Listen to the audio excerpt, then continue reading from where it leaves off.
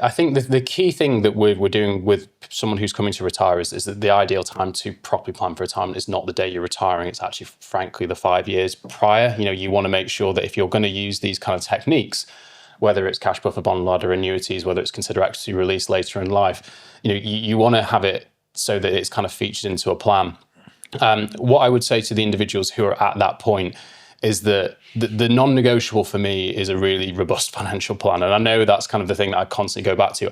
I just don't know any other way that you're supposed to work out whether you're making a decision based on sentiment, on what's happening today, or whether it's actually in your long-term interests. And I think the plan is the only way you can actually unlock that. You can go, okay, am I in trouble? I also would say as well, just bear in mind that the market moves on average about 2% per day. A decline of, between the high and the low of 10, 15% in a year is very normal. There's a difference between the calendar year and the intra-year, which is basically like the calendar year is basically what people report on, that's the end of the year return. But the intra-year is the worst possible drop in the middle of the year, or at some point during the year. And often that range, especially for the equity market, can be 10, 15%. So you might have a very different view in September as you do in January. So what I would also say is that they need to invest, or they need to really consider about when they're going to potentially make changes and what they're going to be, when they're going to have a look at making an adjustment to the plan if appropriate, because you don't want to be looking at your portfolio every other week and making constant changes. Like you need to have some, and frankly, that's one of the things that I think I like to think that I add a lot of value with my clients is it's that kind of having that bit of calm, having that bit of perspective, trying to be objective to the position, because it's really difficult to be objective to your own situation. If the plan has been properly put in place, it's like an unfortunate result, but it's not an unexpected one. It's kind of like, this could happen.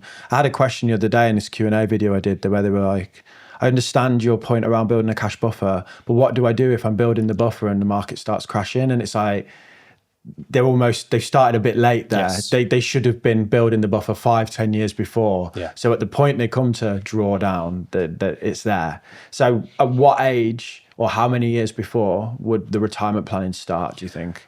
Yeah, and this is where the unique elements, so I think broadly, the retirement plan starts as soon as possible because you're building a retirement plan now, you're building a retirement plan. But as far as the actual tactics in relation to how we're going to draw the money down and when, 3 to 5 years kind of prior is when you should be thinking about putting these things in place, because if that's a general market cycle, like your question, you don't want to get caught out with it.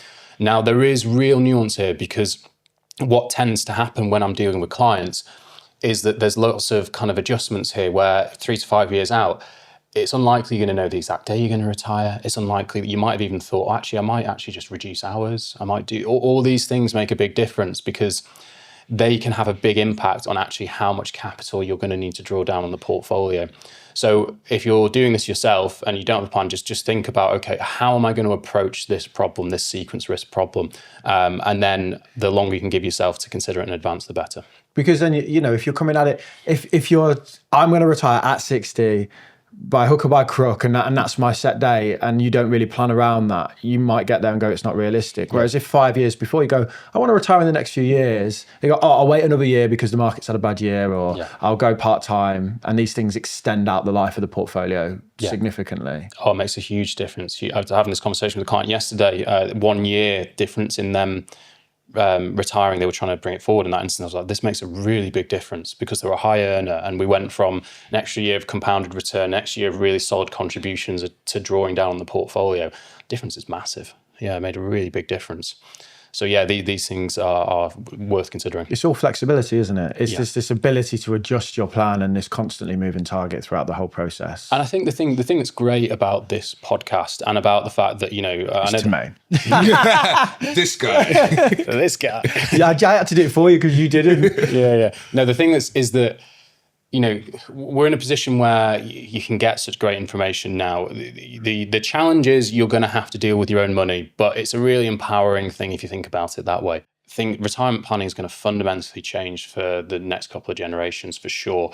We're all going to be auto-enrolled, so hopefully we'll have bigger flexible pension pots, but The defined benefit schemes are going to be very scarce. You know, only teachers, NHS, a couple of private sector things, but most people won't have defined benefit schemes. It's going to be a completely different scenario, and the onus has gone on to the individual for sure. That was a clip from our chat with George Agan, financial advisor. To watch the whole thing, click right here. What are you doing? What did you do? What did you do? What did you do? Smiled. Everyone laughed at me.